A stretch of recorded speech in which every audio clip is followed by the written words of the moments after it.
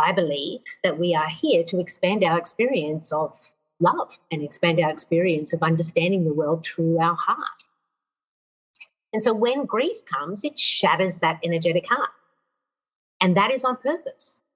For when we take care and tend to and mend all of the pieces of that energetic heart and put it back together, which is the healing process of being with our grief, being with the loss, sitting with the feelings, allowing them to be. When we on purpose and take care to put those pieces back together, what we find in turn is that our energetic heart strengthens. Connection is at the heart of Seek the Joy podcast. And over the last 2 years through this series, Lessons In, we've had incredible conversations that focus on the moments in our lives that shape us. From exploring conversations around resiliency, self-love, finding our path, forgiveness, shifting our mindset, and so much more, this series continues to explore the joys we can find through these experiences and the connection and community we can create through sharing our reflections. It's an incredible, open, and honest look at the moments in our lives that impact us, inspire us, bring us together, and build greater connection. Every episode, including the one you're going to hear today, features a conversation that will leave you feeling inspired, motivated, and get you thinking about the moments in your life and the lessons that they've taught you. Every moment spent in connection changes who we are for the better, so let's dive right back in. Welcome back to another episode of Lessons In from Seek the Joy podcast. Hello, and welcome back to Seek the Joy podcast. Happy Seek the Joy Tuesday. Happy another episode in our series, Lessons In. You know, over the last 2 years, I feel like we've been talking a lot more about grief and its connection to joy on the podcast. And so when Debra Driscoll, who's our guest today, when we connected, it just made so much sense to have a conversation with her about grief really as this opportunity for expansion and magic and joy and healing and love and connection. Because when we think about grief, we often don't think about it this way. And Debra is so wonderful. I think you're going to not only love her, love this conversation, but also really connect with her in her story. She has such a far and wide range of expertise. She's a Reiki Master, a TCM Practitioner, meditation and intuition teacher, grief guide, oracle and energy reader, and Master Storyteller. And Debra really believes that we all have magic within us. And by accessing our own magic, we activate our ability to be the best healers and teachers for ourselves and for others. And so using intuitive guidance, spiritual practice, and storytelling, she really helps people tap into their magic so they can heal, transform, and expand. And in this conversation, Debra really shares how our big life loss, and that can look like anything, opens the pathway to big life magic. How we can be with our loss in the different chapters in our grief journey, and the promise that she made to herself to not deny her own experience of grief.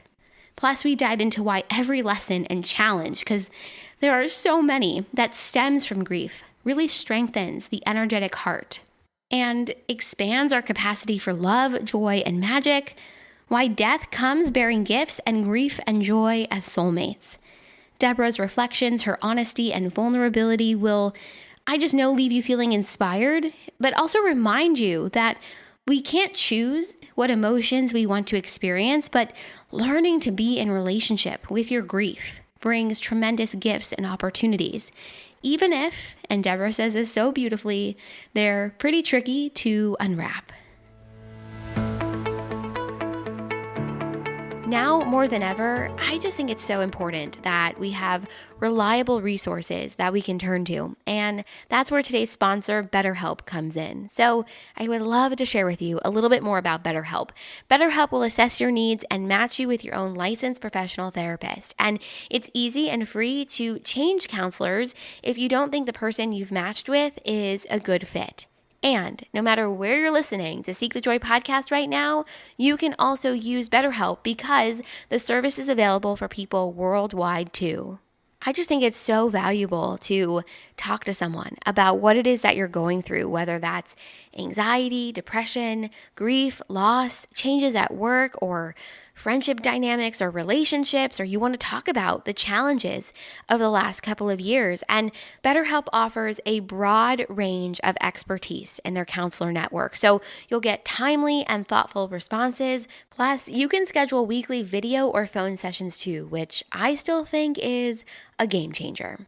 I really want you to live a happier, more joyful, and just ease-filled life. That's why I share these conversations with you. And so I'm just excited to share that as a listener of Seek the Joy podcast, you will get 10% off your first month by going to betterhelp.com/seekthejoy. Join over 1 million people and counting, taking charge of their mental health with the help of an experienced professional. That's BetterHelp, HELP.com/seekthejoy. The link will also be included in our show notes. As always, I cannot wait to hear what you think about this one, so make sure to join the conversation on our social media channels, Instagram, Facebook, Twitter, and LinkedIn. We are at Seek the Joy Podcast everywhere. If you haven't already, leave the show a 5-star rating and review on Apple Podcasts or Spotify. Take a screenshot of your review and send it to Sydney at seekthejoypodcast.com. I'll send you something to say thank you, and it's just such a wonderful way for us to connect outside of the show. Gosh, what else? I feel like there was something else I wanted to say. This keeps happening to me at the end of these intros, but overall, I think the message in this one is really powerful, and it's a beautiful reminder that every loss or challenge offers a lesson and an opportunity to grow and connect and stretch and strengthen our resilience and our capacity for love. And I just know you're going to love it. So without further ado, let's dive into this one. Lessons in Grief as an Opportunity for Expansion, Magic, and Joy with Debra Driscoll.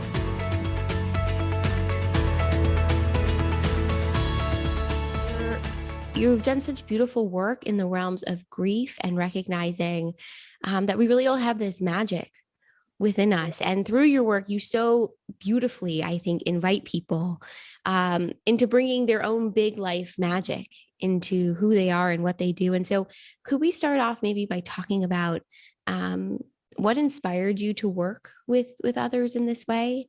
I think that might be a really good place to start. Yeah, absolutely.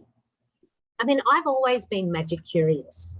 Like from when I was younger, and then, in my later teens when I had my first deck of oracle cards. And I've always been curious about what's possible, what is, how can I look at this in a different way, and explored lots of different modalities, all the way from aromatherapy when it was new in the 90s to tarot cards and different healing modalities and natural medicine modalities. So there's always been a deep curiosity in me, and also worked in sharing that with others in different ways, whether that being like teaching the Reiki classes that I teach, which I love, or working in clinical practice with people.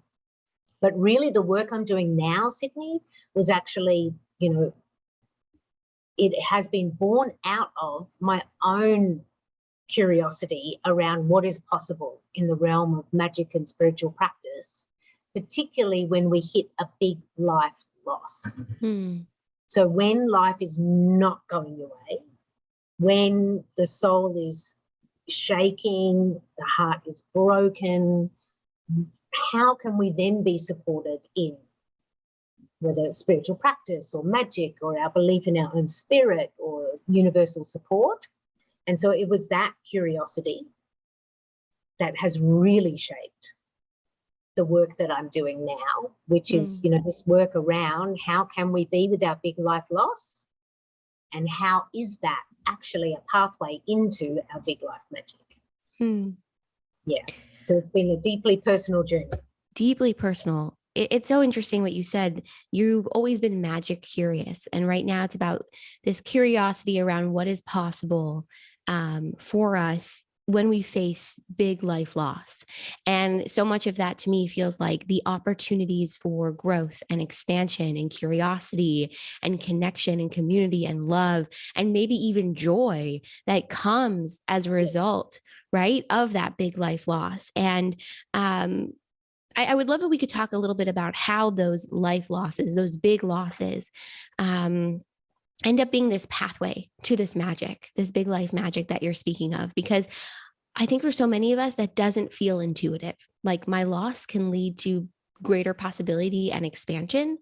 So I'd love if we could talk a little bit about that. Absolutely. Look, in this moment, what's happening for me is I'm sitting here going, which story do I tell? Because there's various so many stories which share this pathway. But yeah. I'm going to focus a little bit on the stories that I share in my memoir, A Series of Surrenders, which chronicles the unexpected death of the very first man I loved, my father and my son. And so when Nick, my first love, and my father Colin passed away or died, I was 20 turning 21, and I knew nothing about death or grief. And the first death was my whole friendship group and everyone. We were all at university together, and we all lost Nick. And then 7 months later, my family lost my father. And so those two knocks of death, when I was 20 turning 21, really shaped my curiosity. Because what happened in that moment, or in the moments around those deaths, was I didn't have any idea how to be with a big life loss, and nobody else around me seemed to have any idea. And we were all affected. We all supported each other, absolutely. But there weren't really any processes. There was no guidebook. There was no way. And so, I drank a lot of beer, Sydney, and I smoked some joints. And I thought maybe if I journal and cry a bit, in about a year, this should be okay. Because that's what we kind of hear, the first year sucks and then you'll be good. Yeah. And yeah, that wasn't the case. Surprise. There's more work to do. Within a couple of years, I found myself one morning and I couldn't get out of the shower. Like, I was successful in a lot of ways. Looking at it from the outside, myself and a couple other colleagues graduated from university with our theatre degrees. We were three amazing women with a theatre and education company that was going well. And I was in a successful relationship and everything looked good from the outside. But there was this one morning and I was just crouched in the shower crying, and I couldn't get into the day. I couldn't get out of the shower, which led me to, of course, seeking help. And I was shocked when the mental health practitioner said to me, "Oh, you're underneath a blanket of grief." And I was like, "What? That was a couple of years ago. That's not now." Isn't it stress being a young entrepreneur? Isn't it any of these other things? And what I discovered was it was undigested grief. And so what happened in that moment is I made a promise to myself that if death and grief ever came knocking again, I would not deny. Little did I know that 18 years later there would be the unexpected death of my gorgeous son, Sage, who died 1 month shy of turning 11. And this is where my world really turned upside down, 180 completely. Soul is shaking, heart is broken. And again, I found myself unable to move. This time I was on my kitchen floor. It was 3 days after Sage had died, and there was people milling through my house and in my garden. It was like the Australian version of Sitting Shipper, where everyone had come with food and wine and anything to help and essentially to be together. And it was in that moment that I had the memory of like, oh, I promised myself I wouldn't deny this.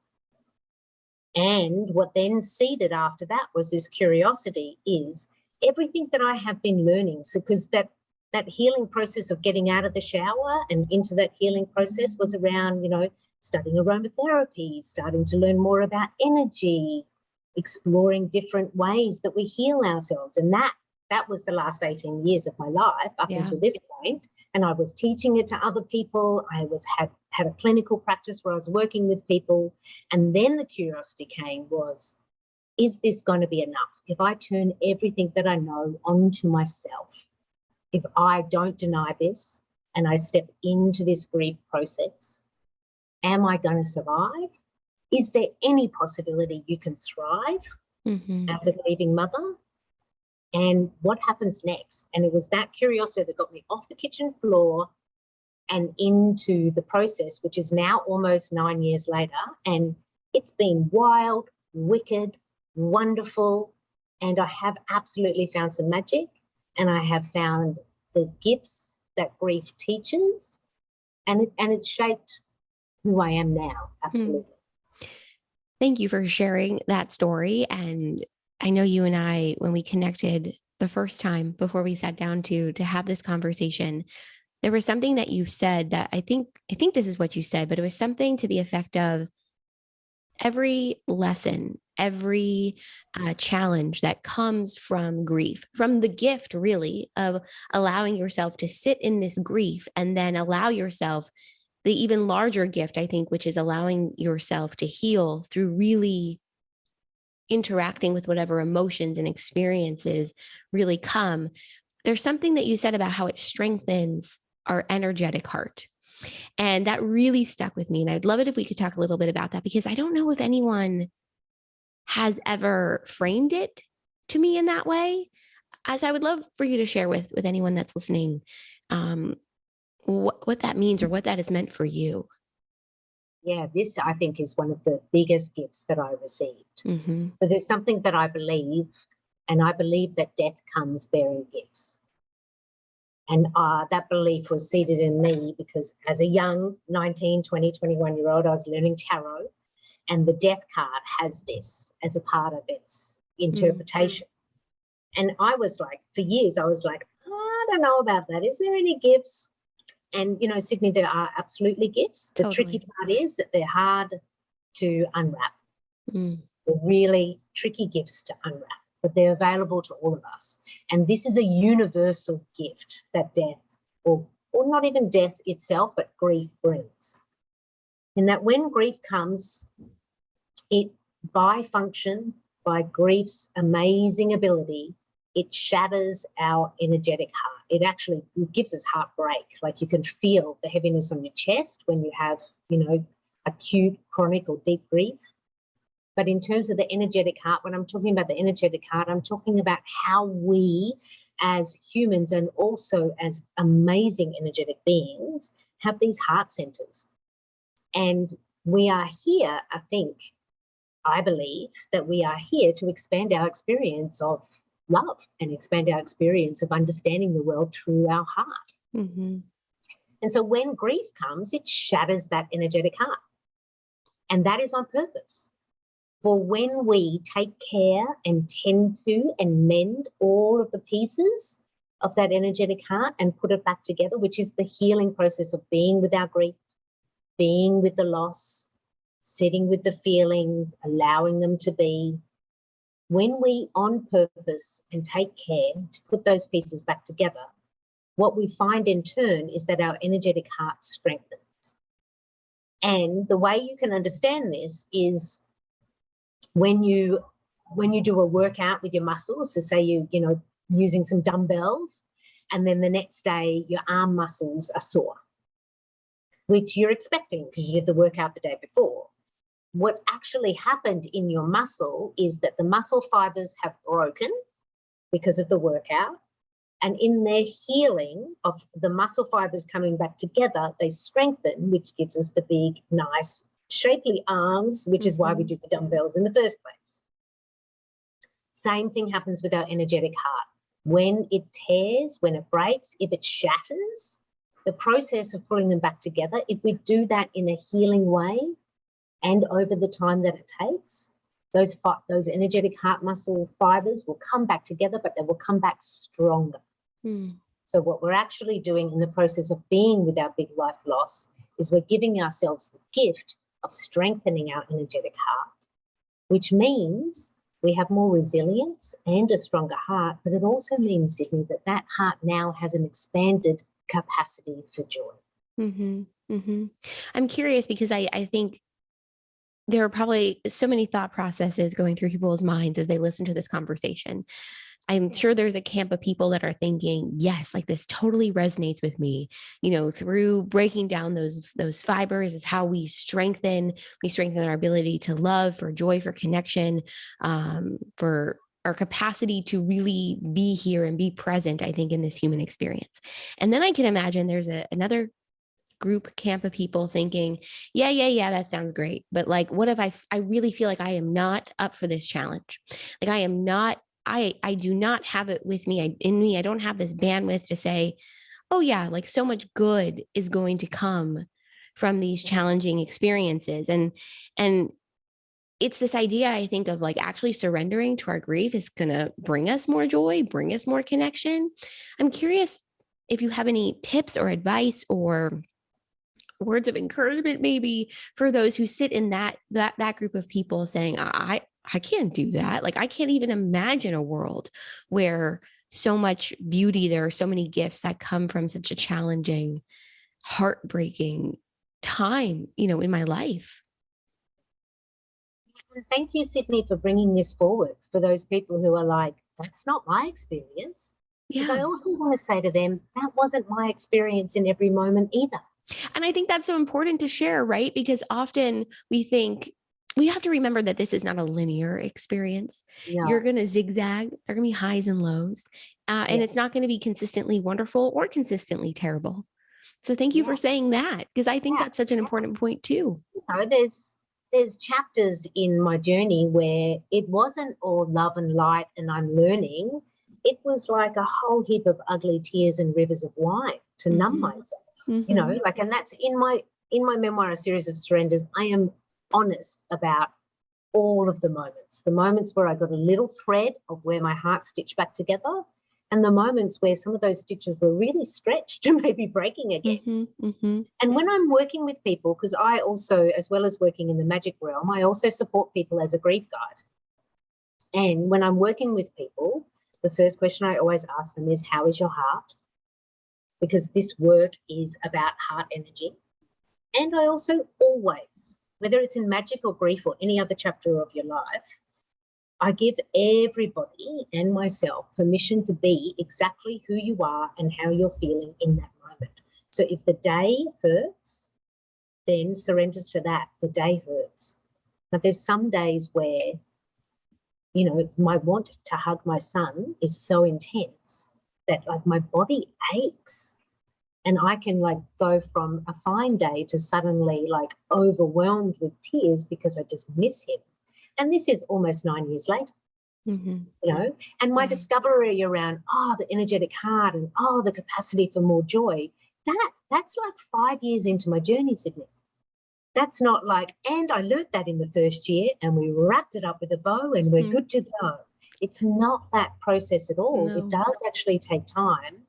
And the other thing to know, I think, about these lessons, particularly these bigger life lessons around death or grief or our experience and our chasing or wanting to embrace joy, is they're not stories that end. They're stories that evolve. So we never actually get to and done, close the book.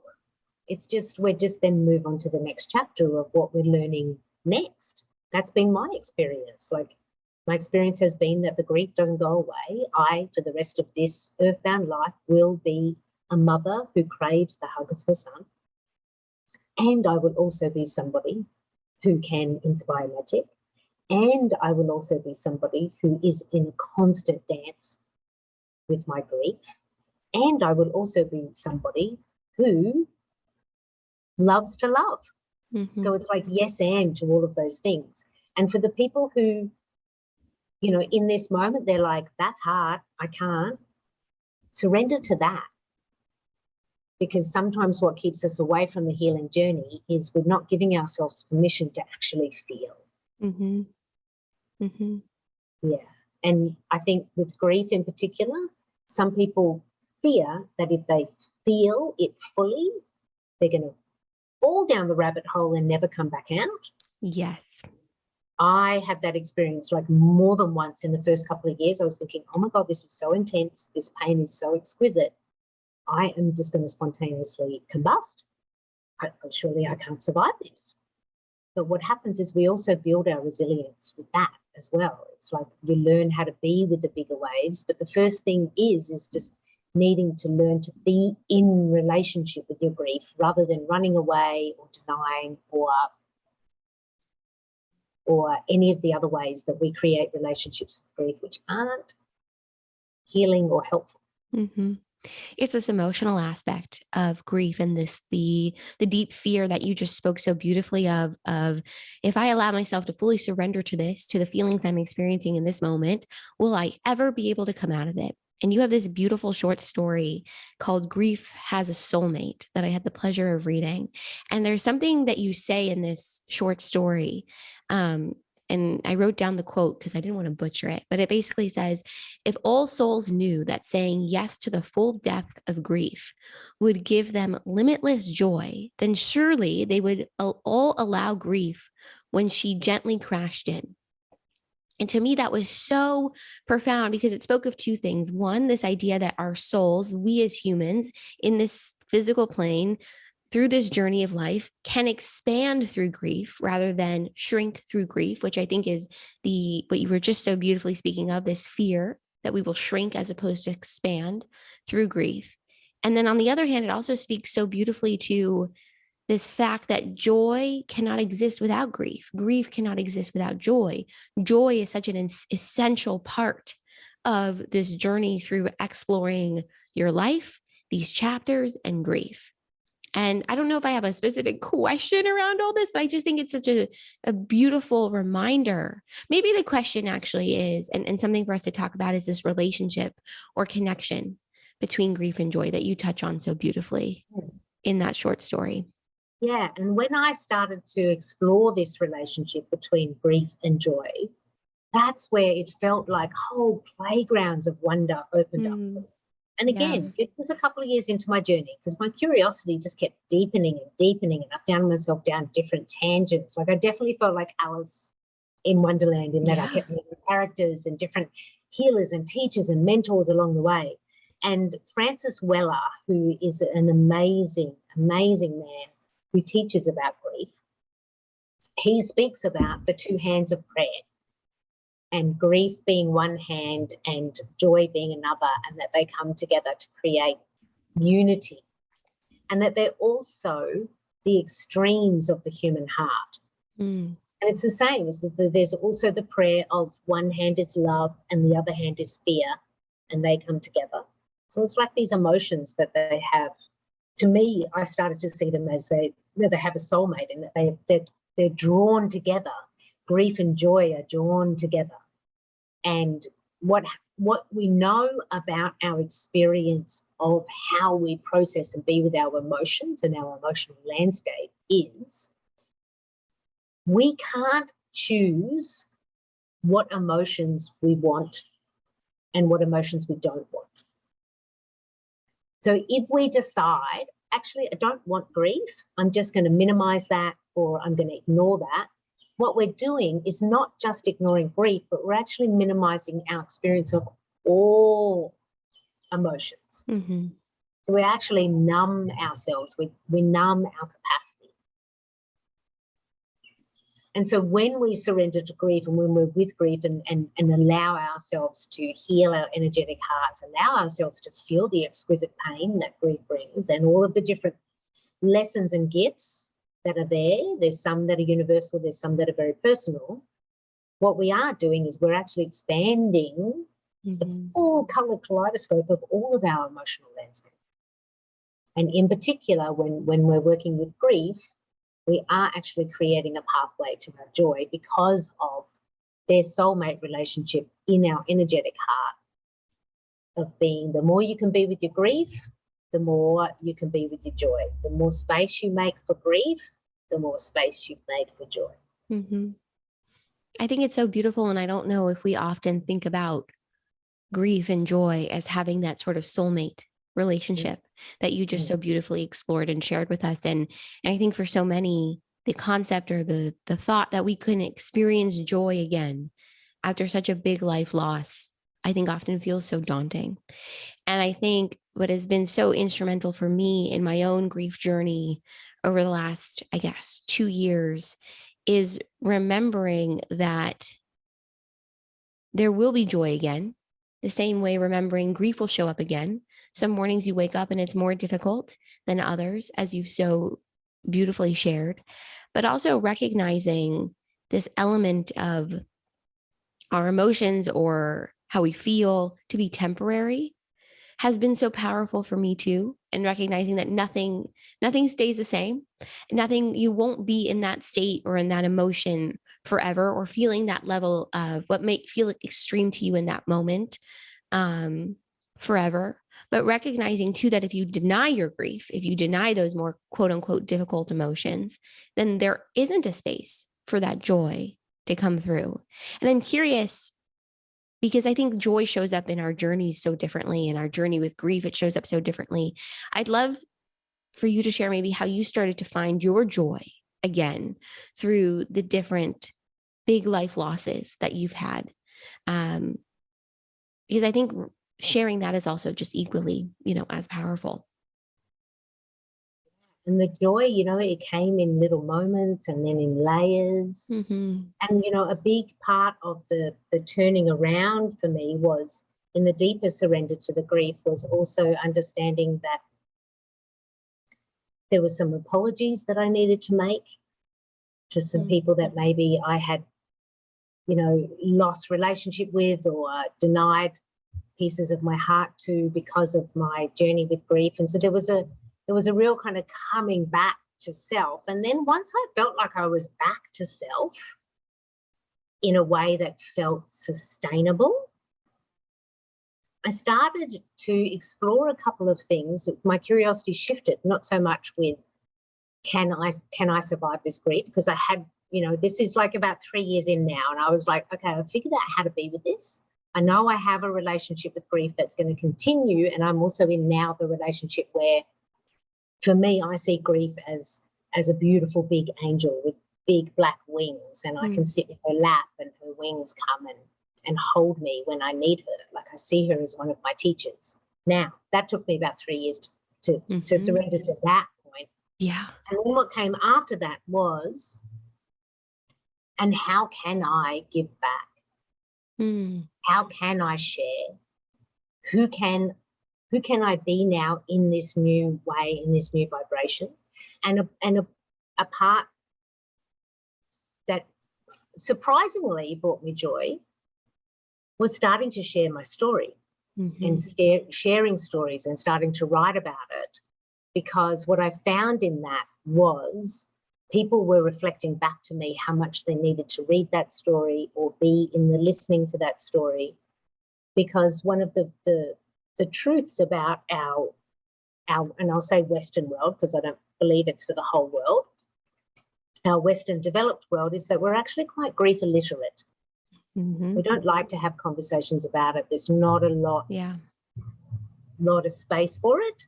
And so it actually brought me joy to be somebody who I was going to turn up for that conversation. I was going to write that blog post about it. I was going to be the person standing on a stage at a live event speaking about it. And that was bringing me joy, because I was seeing the change and the transformation in the people who were in the receiving of that. And so then it felt like, oh, now there's a bigger purpose behind this journey that I've been on for years. There's a bigger purpose. And then now, absolutely, that continues to evolve. But a lot of my joy now, Sydney, is in finding people who are magic curious and seeing in them the moment when they have that moment when the internal light goes on and they realize, oh, I'm magical. That brings me outrageous amounts of joy right now. For my grief work has, in its own way, evolved and transformed. I do more work now in connecting people to their spirit and to their magic than the grief guidance work that I do, which has been a natural evolution. Yeah. So a lot of my joy now is within the Big Life Magic Makers community that has developed over the last couple of years, and seeing these people turn up with their own curiosities and their curiosities about the magic within themselves.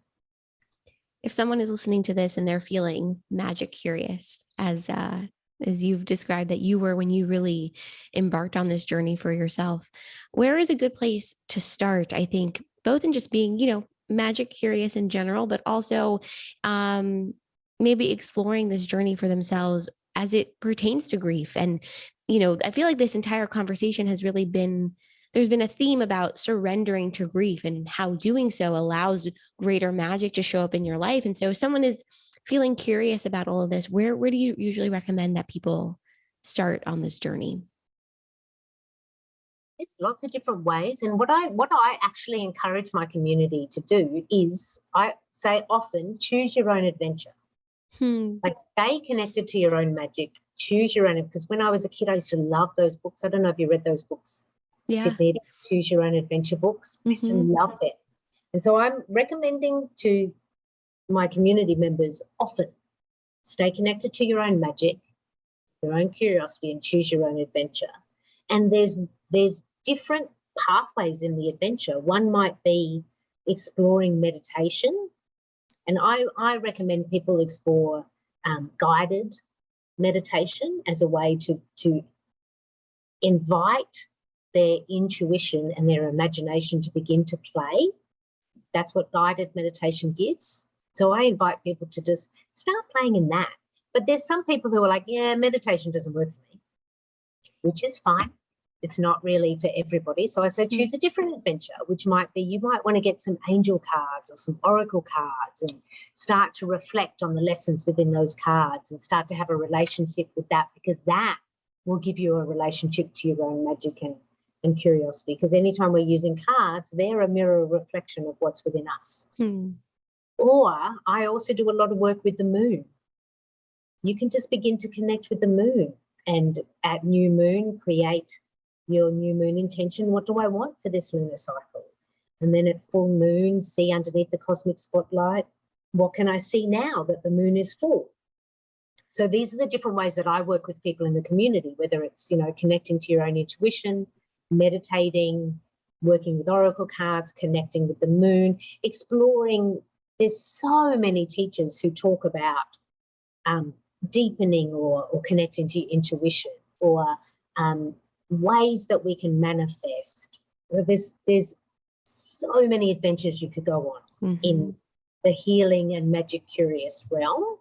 So I think if you are connected to your own magic and trusting yourself, your magic will lead you to the teachers and the community and the different tools that are going to actually be supportive for you, because we all turn up in our own unique ways in magics. For some people, they're not really into the cards. For some people, they love working with the cards. So it's like, choose your own way. But the first thing is believe that you are magical.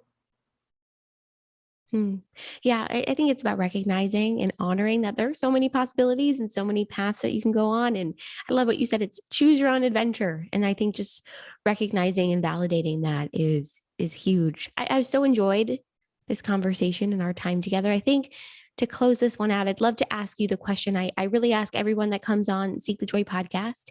And that is, what is your biggest dream? Well, only one? I mean, maybe the first one that comes to mind. I imagine there's so many. Yeah. So I have the delight and privilege of living on the island of Tobago. I have had a relationship with Tobago for the last 4 years. This is where I met my husband. This is where I now live. And we have a dream of building the Big Life Magic Retreat Centre, where people will come here to Tobago to experience the beautiful, amazing nature here and work with us around just being with nature and being with their own magic, going on magical adventures around the island with us. And a part of that dream is to actually have a space within the retreat centre that is the cottage of care, which is where people can come if they are experiencing grief. They can come and spend time in the cottage, and they don't have to do any particular adventure. They don't have to join a group in anything, but they can just be on a beautiful tropical island supported by us to be with their grief. And this is a huge part of my dream about wanting to have this healing and magic space, is having this space also for the grief, because in the first year after my son's death, I was gifted by people in my life 3 places to retreat to. And I swear they saved my soul, Sydney. And so I want to give that back to the world, is to have a place where, set it up like a foundation. People can donate to support somebody else to be with their grief. And then also on top of that, at the retreat center, we'll have lots of magical adventures and lots of amazing healers and teachers who work with us. And everyone then can delight in the amazing beauty of the island of Tobago. Beautiful. Beautiful. Oh my gosh. It goes back to something you said in our conversation about how can I give back? How can I share what I've learned and support and help others in their grief journey, in this journey towards, I think really recognizing that big life loss, as you share, can lead to this big life magic and recognizing your own magic within. So Debra, thank you so much for such a wonderful conversation. Where can everybody find you, connect, check out your memoir? I know that's coming out this year, right? Where can they find you? The memoir is out. Oh, this wonderful. Year I'm writing the second book. That's right. Okay, so where can everybody find you and connect and dive in? So biglifemagic.com is like the go-to website with all of the links and everything that you would want to find. But if you're wanting to actually interact with the community, there's one of three ways you can do that. One is I have a Facebook group where I teach twice a week. There's also, I have a YouTube channel that only just started this month, where I upload different magic activations and guided meditations. And every month I have a new moon circle that's open to anyone to arrive at. So there's any of those ways that they're open and free and available always for people to arrive at. And for the people who are magic curious and ready to dive in with the Big Life Magic Makers community, that's in the Big Life Magic Makers membership. And that information you can find on the Big Life Magic website. Perfect. Everything will go in our show notes. We'll make it so easy for everyone to find you, connect and dive in and be part of this. And thank you so much again for this conversation. There's so many beautiful nuggets of wisdom throughout this one. So I'm looking forward to sharing it. Yeah, thank you, Sydney. And thank you for inviting the joy. Oh. Seek the Joy podcast is a production of Seek the Joy Media and created, produced, and hosted by me, Sydney Weiss. You can tune into all of our episodes on your favorite podcast platform. And if you're enjoying the show, hit follow and leave us a 5-star rating and review. Make sure to join the community, join the conversation on our social media channels, Instagram, Facebook, Twitter, and LinkedIn. We are at Seek the Joy Podcast everywhere. And don't forget, you can actually watch today's new episode and all of our episodes on our brand new YouTube channel. Click that link in the show notes to subscribe and tune in. As always, thank you for being here. Thank you for listening. And I'll see you right back here next week for another Seek the Joy Tuesday.